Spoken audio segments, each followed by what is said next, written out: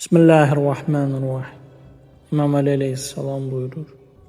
Şükr o Allah'a layiqdir ki, hiss və duyğular onu dərk etməz, məkanlar onu əhatə etməz, gözlər onu görməz və pərdələr onu örtməz.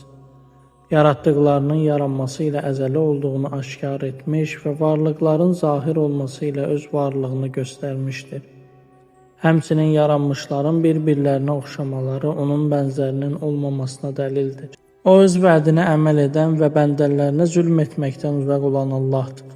Yaratdıqları ilə insafla davranır və öz hökmünü onlara ədalətlə icra edir.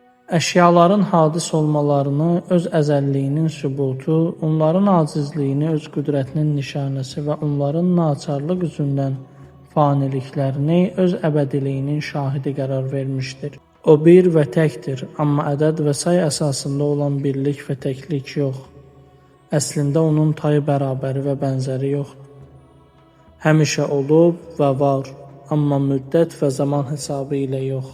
Çünki o zamandan daha üstündür. Qaim və sabitdir, amma sütun və başqasının köməyi ilə yox. Ağıllar onu dərk edər, amma hisslərlə dərk etmək yolu ilə yox. Gözlər onu görər, amma cism olaraq yox. Düşüncələr heç vaxt onu əhatə etməyib, əksinə o düşüncələr vasitəsilə onlara təcəlli edib. Ağıl gücü ilə sübut olunub ki, onun zatının həqiqətini dərk etmək olmaz və dərin təfəkkürlər onun zatının həqiqətini dərk etdiyinin mümkünlüyünü iddia edən təfəkkürləri mühakimə edir. O böyükdür. Lakin bu mənada yox ki, cisminin həddi hududu uzundur. O əzəmətlidir.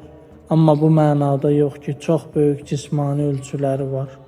Onun məqamı uca və hakimiyyəti əzəmətlidir.